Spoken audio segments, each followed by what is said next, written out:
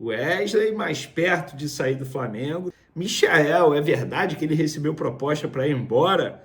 E tem também o Alassian, muita gente dizendo que ele está indo para o Wolverhampton. Calma, já já a gente fala sobre isso, mas antes gostaria de pedir para você se inscrever no canal, soltar o dedo no like, ativar a notificação e também compartilhar esse vídeo com todo mundo para que os rubro-negros fiquem sabendo de tudo o que acontece lá no Flamengo. Galera, eu estou gravando esse vídeo aqui pós-vexame do Real Madrid. Eu vou ser bem sincero, parece que foi o Flamengo, porque eu esperava de fato que o Real Madrid pudesse chegar a essa final. Eu estava torcendo por isso. Primeiro porque eu sempre achei que o Real Madrid pudesse ser campeão dessa competição. Segundo, porque eu gosto do Real Madrid desde a época dos Galácticos. Me fez até comprar a camisa do Real Madrid com o nome do Beckham na ocasião. Tem o Vinícius Júnior também. Tem jogadores que eu gosto, enfim. Mas que baile o PSG deu. Gente, foi um vexame. Um vexame. E justamente no último jogo do Modric com a camisa do Real Madrid. Que baile, uma aula de futebol no primeiro tempo. Sei lá, 15, 20 minutos, 3-0 PSG. Real Madrid não viu a cor da bola. Foi, assim, assustador o que aconteceu.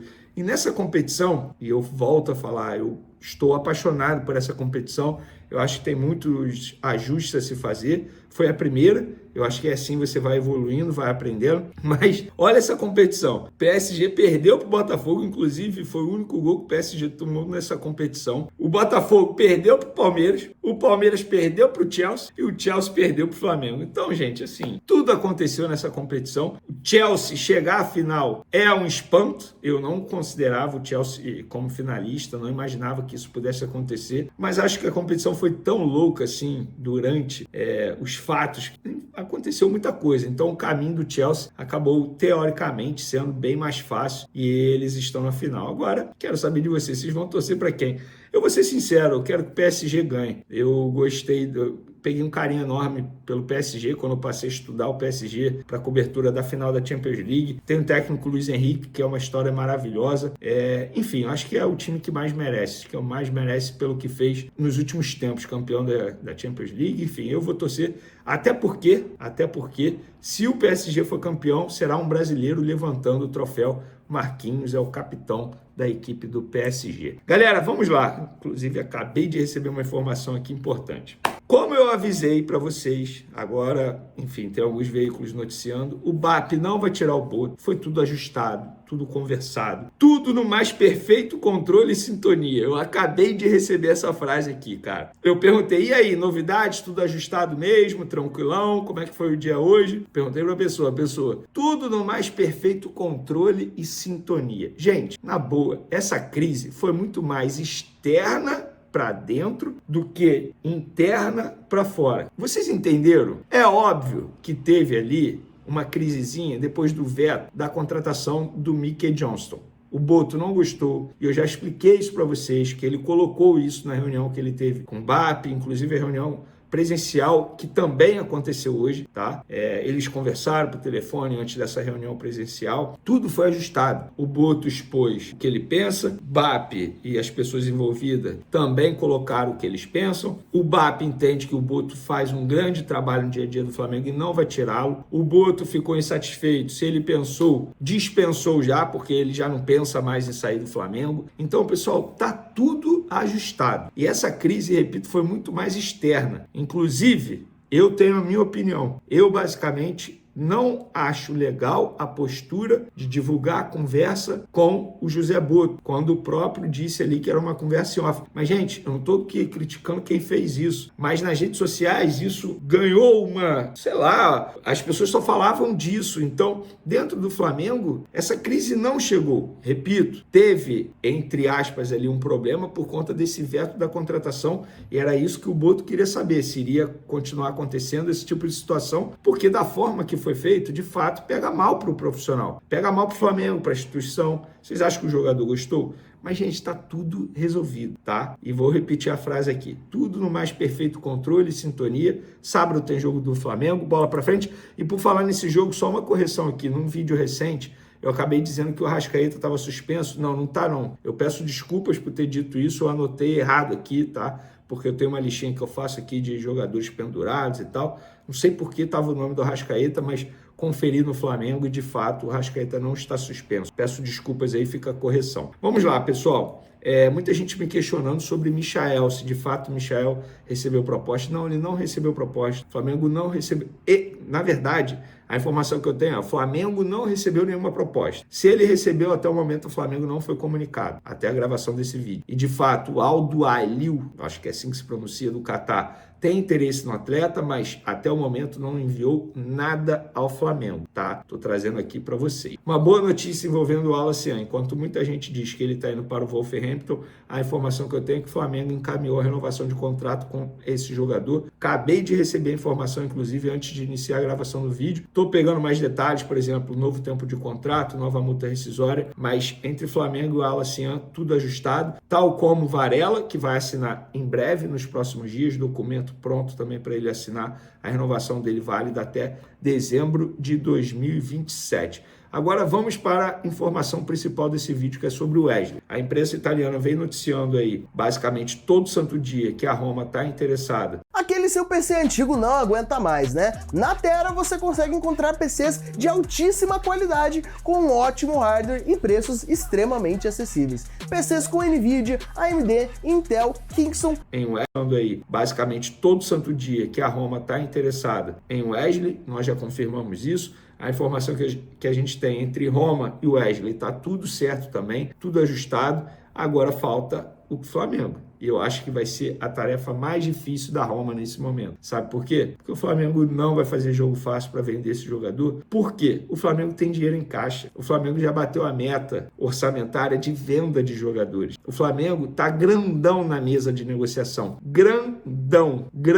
O Flamengo chega grande para conversar com qualquer clube. Ah, mas a gente tem isso. Beleza, a gente quer isso. Ah, mas o jogador tem o sonho de jogar na Europa. Beleza, o sonho dele vai ser realizado se você, clube, no caso a Roma, fizer isso aqui. E aí, vocês vão fazer? Então é assim, o Flamengo chega enorme para conversar com qualquer clube que queira a contratação de Wesley. E o discurso é 30 milhões de euros. Será que esse discurso vai ser mantido nas conversas? Espero que sim, porque se o Flamengo recuar e vende por 20 milhões de euros, mais 10 em meta, eu vou considerar um absurdo. Se vende por 25 milhões de euros, mais 5 em metas, eu vou considerar ok. Eu vou considerar ok porque eu não acho que o Wesley esteja valendo 30 milhões de euros. Se na visão do Flamengo ele vale, beleza. É o dirigente que manda. Quem é o Vene Casagrande nessa história? Mas eu não acho que alguém vai chegar e vai pagar 30 milhões de euros. E eu falo isso por conta da atuação dele na Copa do Mundo de Clubes. Foram boas partidas, tá? Mas ele mostrou ali alguns defeitos, digamos assim, alguns pontos a evoluir que fazem a diferença numa negociação na hora que um clube vai propor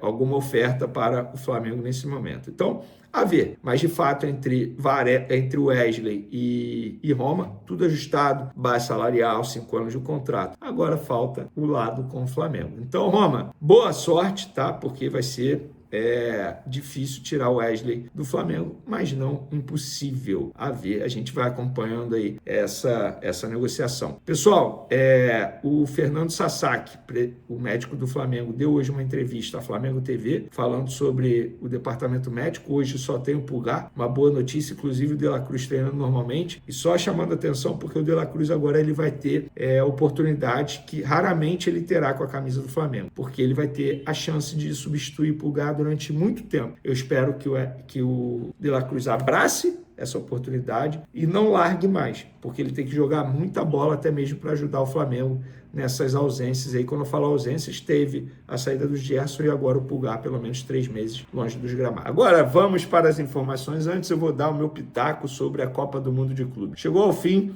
a trajetória do Fluminense na competição. E, gente, brincadeiras à parte, rivalidades à parte, eu acho que o Fluminense tem que ficar extremamente feliz com a participação deles na competição. Chegaram muito longe. Eu confesso para vocês que não esperava ver o Fluminense chegando numa semifinal de Copa do Mundo de Clubes, independentemente da sua opinião, se teve um caminho mais fácil ou não. Agora, precisamos ser justos. O Fluminense fez bons jogos contra equipes extremamente fortes, contra o Borussia na estreia, contra a Inter de Milão, que para mim foi o melhor jogo do Fluminense na competição, contra o Al Hilal fez uma boa partida também, e contra o Chelsea não fez uma boa partida, não fez mesmo. Tanto é que o Chelsea controlou, na minha visão, todo o jogo. O Fluminense teve ali, digamos, uma oportunidade que eu não lembro qual foi o jogador que tirou a bola em cima da linha, e teve o lance do pênalti, que para uns foi pênalti, para outros não. Para mim não foi pênalti, tá? Ah, mas a gente já viu muito árbitro dando. Pois é, o erro é de quem dá um pênalti como esse. É a minha interpretação. Obviamente eu respeito a sua opinião se você pensa o contrário, mas eu acho que não só o Fluminense tem que ficar feliz, o Flamengo tem que ficar extremamente feliz. Inclusive o Flamengo venceu do próprio Chelsea de virada. Melhor jogo do Flamengo na competição. O Botafogo também tem que ficar feliz com tudo que fez. Eu acho que quem decepcionou de fato foi o Palmeiras. O Palmeiras, embora tenha chegado às quartas de final e foi eliminado justamente contra o Chelsea, fez um desempenho muito aquém daquilo que todo mundo imaginava. O Palmeiras chegou como o brasileiro melhor preparado, o favorito, que poderia chegar mais longe. Chegou com o melhor momento, digamos assim. E em matéria de desempenho, para mim, foi o pior, sem sombra de dúvidas. Embora o Flamengo tenha ficado nas oitavas de final, mas fez uma boa partida contra o Bayern de Munique, competiu pelo menos, embora em nenhum momento tenha merecido vencer, mas pelo menos competiu. E o Botafogo fez a sua pior partida justamente contra o Palmeiras. Foi uma postura extremamente covarde. Então, de maneira geral, acho que o recado que passa é: futebol brasileiro, ele não é tão ruim como muita gente acha que é lá fora. Pelo contrário, eu acho que se a CBF valorizasse mais o produto dela, com certeza a gente teria um desempenho ainda melhor dos brasileiros. Mas a gente já vem crescendo bastante no ponto de vista tático, no ponto de vista financeiro. Olha as contratações que o futebol brasileiro anda fazendo. Claro, tem alguns clubes que contratam sem ter como pagar, mas sem sombra de dúvidas o futebol brasileiro vem evoluindo bastante e pode evoluir muito mais. Eu acho que essa Copa do Mundo de Clubes veio para ficar, uma competição que, na minha concepção, assim, não tem como não gostar dessa competição. Só não gosto dessa competição quem não está participando. É uma competição que dá uma premiação milionária. Tudo bem, tem desconto de imposto, a gente vai debater sobre isso, mas é uma competição que dá uma premiação milionária, uma visibilidade absurda. De fato, de maneira literal, a internacionalização da marca. Olha quantos jogadores nos se mostraram para o mundo. O John Ares, que vem sendo um dos melhores jogadores do futebol brasileiro há anos, muitos da Europa não o conheciam. Thiago Silva, que para mim pode ser convocado para a próxima Copa do Mundo sem sombra de dúvidas. Então, assim, vários jogadores se mostraram para o mundo, se valorizaram ainda mais. Acho que a marca dos clubes também ficou ainda mais valorizada. Com certeza agora o mundo conhece muito mais esses 4 clubes que participaram dessa competição. Então, isso é um resumo do que eu penso. E eu acho que vai ser o Real Madrid campeão. Sempre achei isso, antes mesmo da competição começar, mesmo mudança de comando, mas o Real Madrid é o maior clube do mundo e vem sendo cobrado pela imprensa e pela torcida local por título. Então, acho que estou gravando esse vídeo terça-feira à noite, pós-eliminação do Fluminense. O Real encara o PSG, vamos ver o que vai dar. Então, mas eu acho que vai ser o Real campeão aí. Beleza? Agora vamos para as informações. A imprensa italiana noticiou que a Juventus avalia propor rescisão ao atacante sérvio Vlahovic, tá? A ideia do clube italiano é oferecer acordo ao jogador para deixá-lo livre no mercado. Para quem não sabe, esse atacante, o Vlahovic, é aquele atacante que foi mencionado por José Botto em uma entrevista ao Gazzetta dello Sport, também da Itália, quando ele foi questionado: pô, fala aí um jogador da Juventus que se você pudesse, você contrataria. Ele falou justamente o nome desse centroavante sérvio, Vlahovic, que é o centroavante que, entre aspas, deixou o Pedro no banco de reservas lá na Fiorentina e fez com que Pedro retornasse ao futebol brasileiro justamente para jogar pelo Flamengo, porque na época ele não está tendo oportunidade. Então fica essa curiosidade.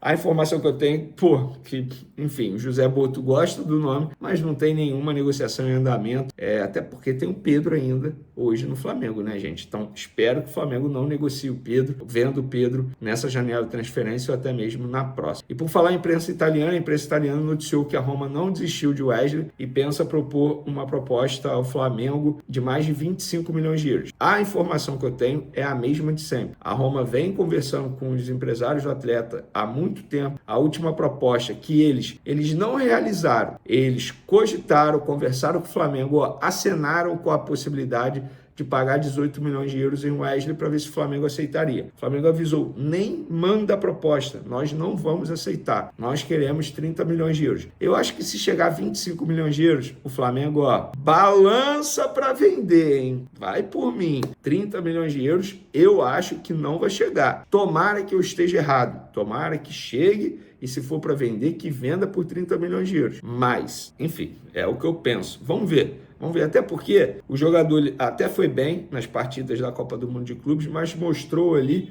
muitos pontos a evoluir ainda. Pontos esses que o mercado europeu leva muito em consideração. Inclusive, mais uma informação, teve gente soltando aqui na imprensa brasileira que o Botafogo está negociando com o Firmino. E muitos torcedores do Flamengo me perguntaram para saber se era verdade, porque ainda sonham com o Firmino no Flamengo. Não tem nada. É mentira, palavras de um dirigente do Botafogo. Então, só trazendo a informação, aproveitando que aqui é informação ao vivo para vocês. E por falar em informação, também tem a informação que o José Boto e BAP vão se reunir nessa quarta-feira, pessoalmente, para conversar sobre todos os fatos que ocorreram nas últimas horas envolvendo os bastidores do Flamengo, veto do BAP na contratação do atacante Mickey Johnston, enfim. E aí eles vão conversar para, de fato, pôr um ponto final nessa história. Eu repito o que eu falei no último vídeo. O BAP não pensa na demissão do Boto, o Boto só sai do Flamengo se ele pedir para sair, se ele quiser sair. O BAP avalia o trabalho do Boto como muito bom. E, gente, o trabalho do Boto não é só contratar jogador, negociar a renovação de contrato, negociar a venda de jogador. O trabalho do Boto vai além disso, tá? As funções vão além apenas de contratar. Ah, mas ele não se dá muito bem com o elenco. Beleza. Num passado recente tinha um diretor do Flamengo que se dava bem com todo o elenco e nas resenhas os jogadores apelidavam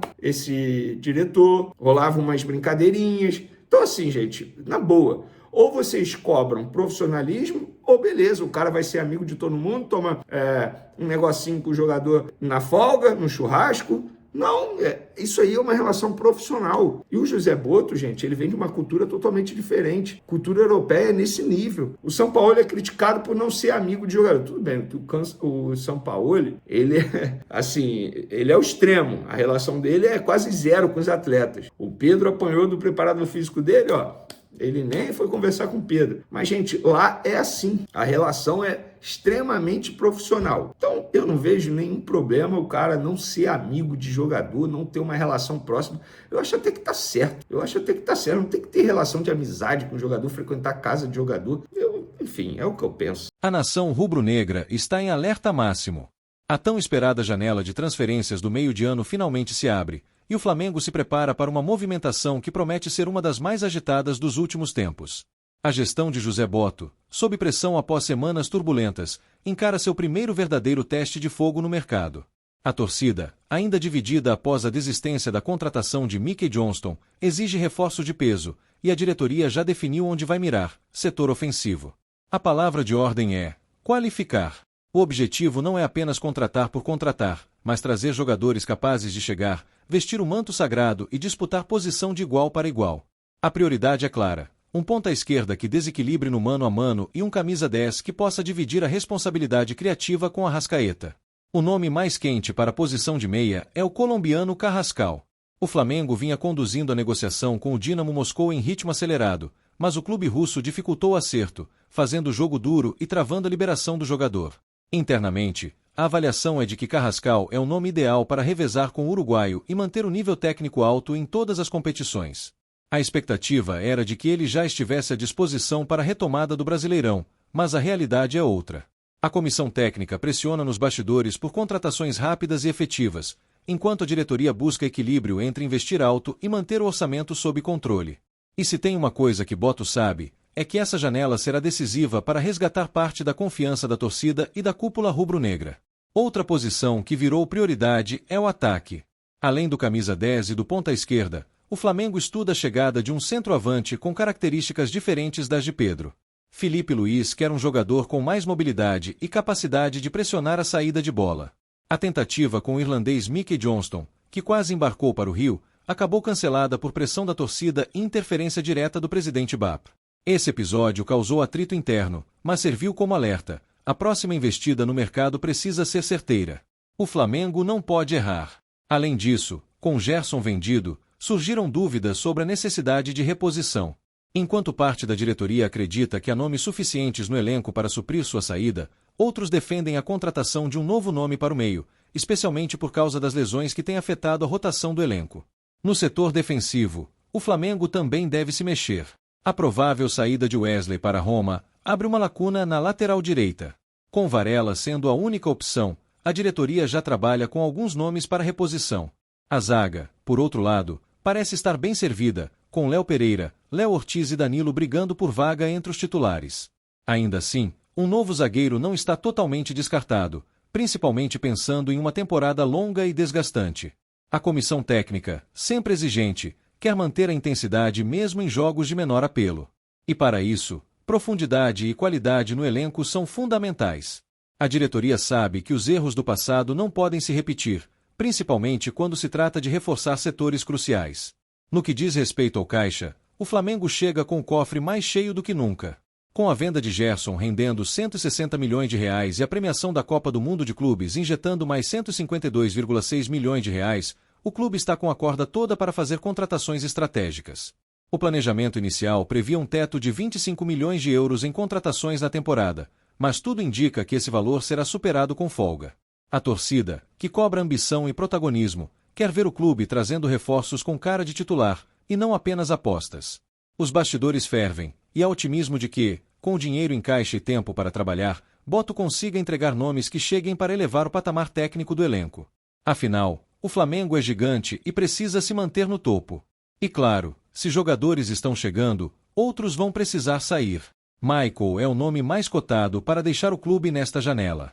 Caso chegue uma proposta que agrade, o Flamengo não fará esforço para segurá-lo. O mesmo vale para Everton Cebolinha, que ainda não entregou o que se esperava desde sua chegada. O histórico de lesões e o rendimento irregular colocaram seu nome na lista de possíveis saídas. O clube quer fazer caixa, abrir espaço na folha salarial e dar oportunidade a atletas que realmente estejam rendendo em alto nível. A reformulação já começou, e a próxima semana será determinante para entender até onde o Flamengo está disposto a ir para voltar a ser protagonista absoluto do futebol sul-americano. O mercado está aberto e a pressão é total. Que venha a avalanche rubro-negra.